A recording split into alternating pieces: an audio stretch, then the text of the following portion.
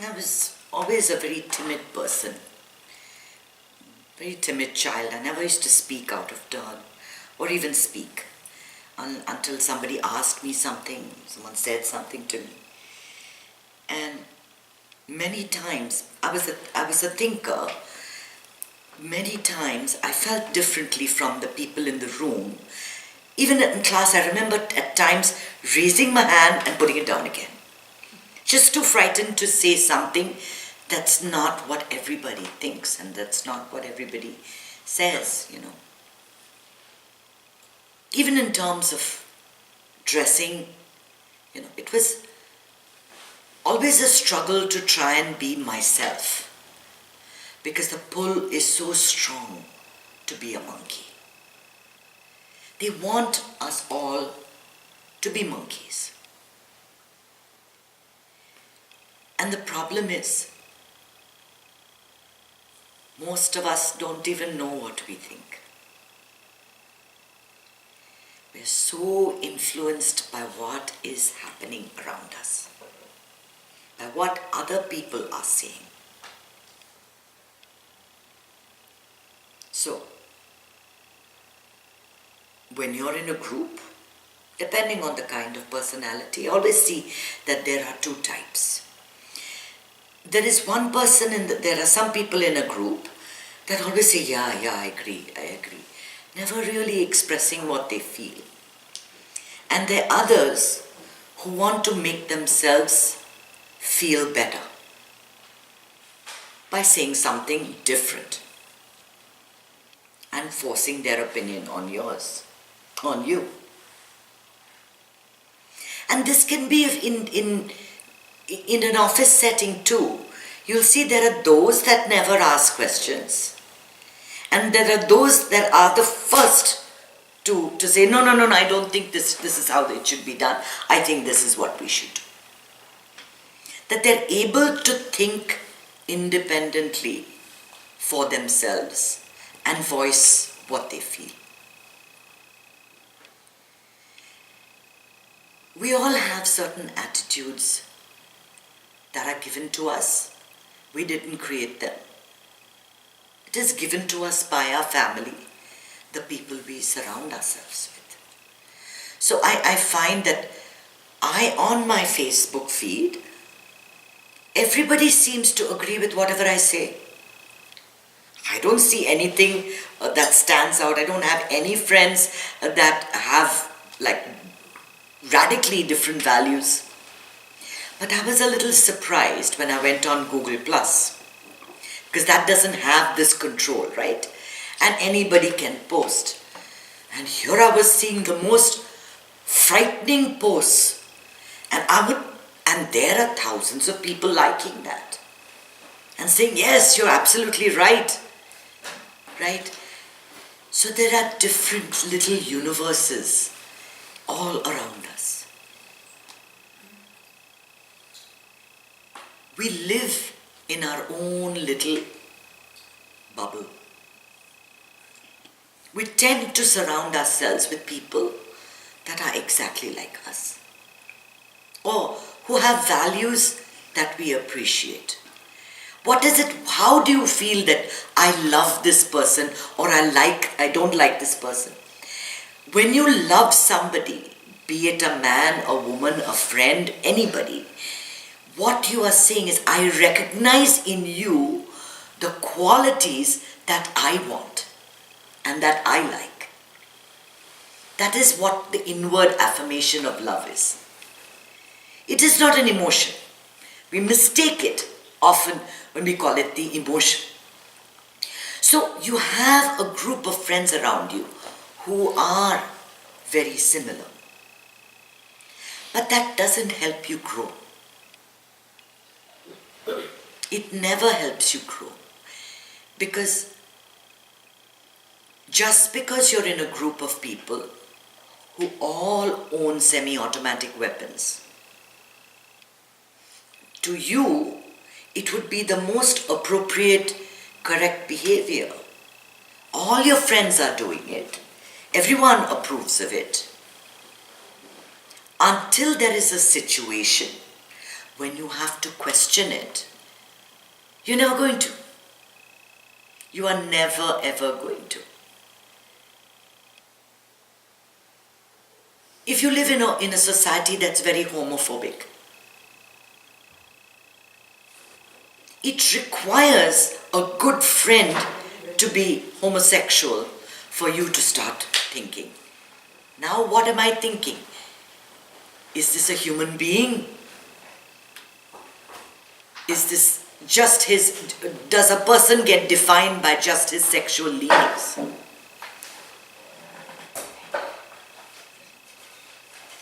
We're very quick to judge people based on our own little circle. But it requires, the first sign of growth or change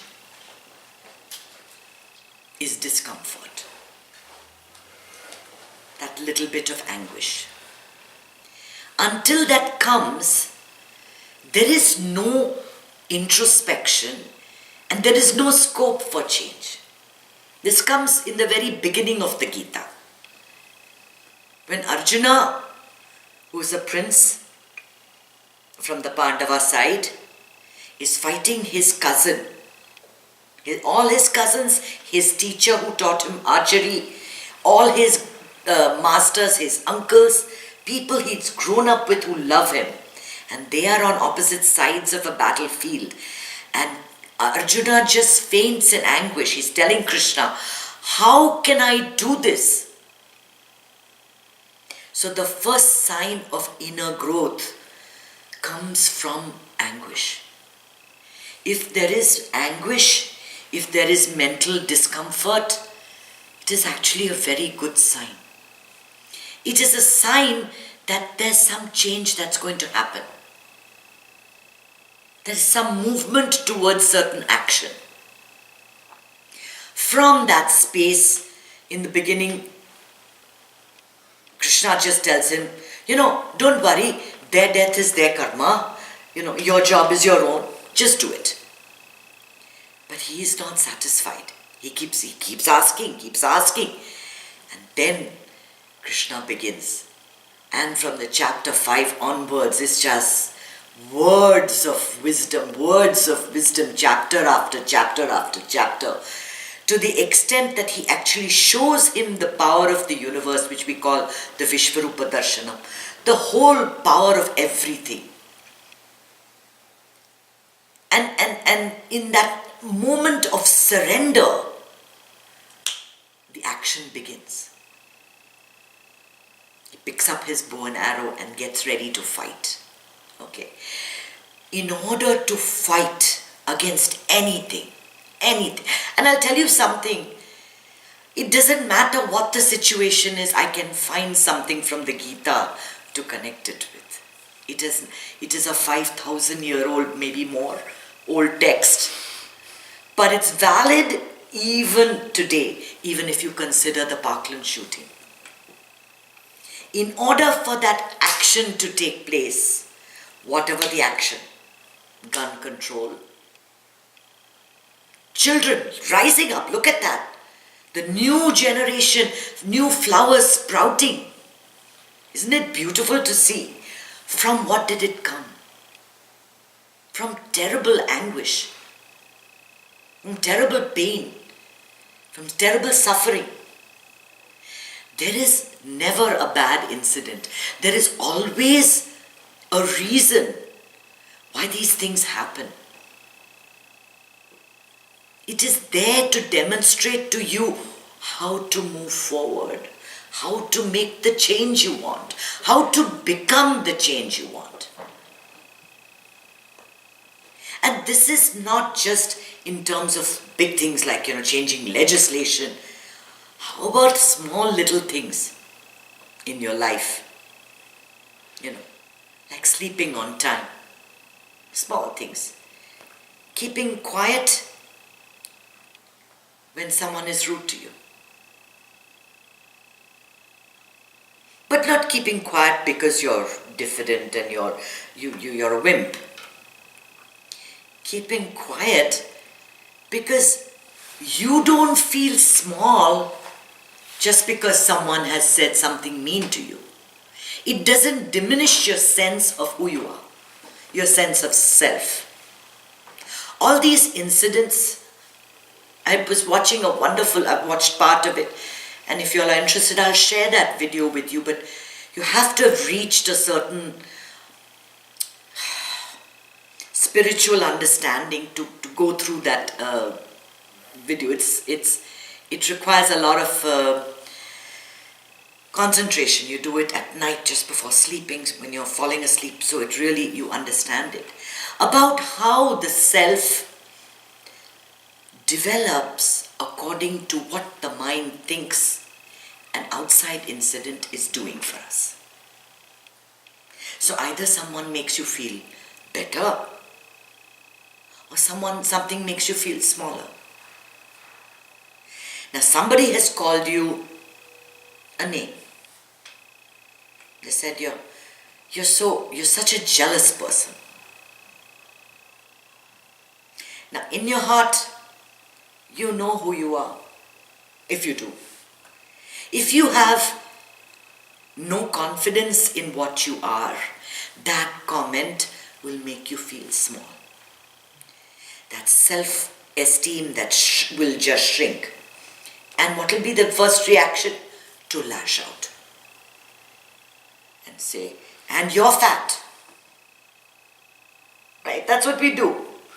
You know, you go on the road and you're driving, and that guy shows you his middle finger, or he says, idiot, who taught you driving? Are you a fool? All of these things, right? What does it make him feel? It makes him feel he's the best driver on the road. And it's supposed to make you feel, oh my God, I should go back to driving school.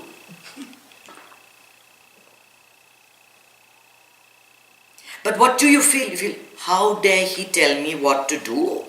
And you stop your car. And you start a confrontation. Right?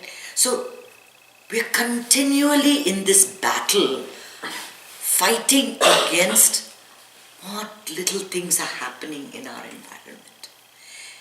And I tell you, we tend to just sail through life without doing anything spectacular until we have discomfort, or what people call a bad situation. Whenever there is a bad situation, is the time when you go inward. And where does the courage come from? Courage doesn't come from the street. Courage is inner strength. If you are not diving inward, where is the strength going to come from? And anger can only take you that far. You cannot remain angry forever. And that's what I'm saying with, even when I watch all the riots, all the talks and the marches. Right now, it is coming from a place of anger. But for it to go further, the arrow has to be pulled back. If the arrow is pulled back, that is, if they are inward and they connect to their source and they know that what they're doing is for greater change, then the change in the world will really happen. It is much more powerful than just anger. Anger is very temporary. How long do you remain angry in a day? Somebody puts the towel wrongly and you scream and shout, but you're not screaming and shouting the whole day. It just goes away, right? Anger is something that rises and falls within you. It's not something that sustains you. What sustains you is inner courage. Faith, courage, gratitude. I keep telling you, these are the three things that you need. That inner courage that makes you a warrior of karma yoga, the way Arjuna was. Just doing what you have to do without thinking of the results or the repercussions. Half the time, we get shortchanged because, oh, she's saying don't do this, I'm getting death threats from here, I'm getting into a fight, I better give up this whole thing. It's not worth it. Right? It's what we do. We never stick to what we... Why? Because it's on the surface. It's on the surface. You have to listen to 18 chapters of the Bhagavad Gita to fully get the juice. And then once it's in there, once it is inside of you, then the change has to come. The arrow is going to go far. You are so connected, it will happen. It will happen. And on the other side, while we're trying to make our streets safe, they are just waiting for the anger to die down. Now everybody hoo-ha, hee-ha, newspapers everywhere, media everywhere. After a month, after 2 months, everything will just die a natural death. So they're just biding their time. And they'll do just what they please.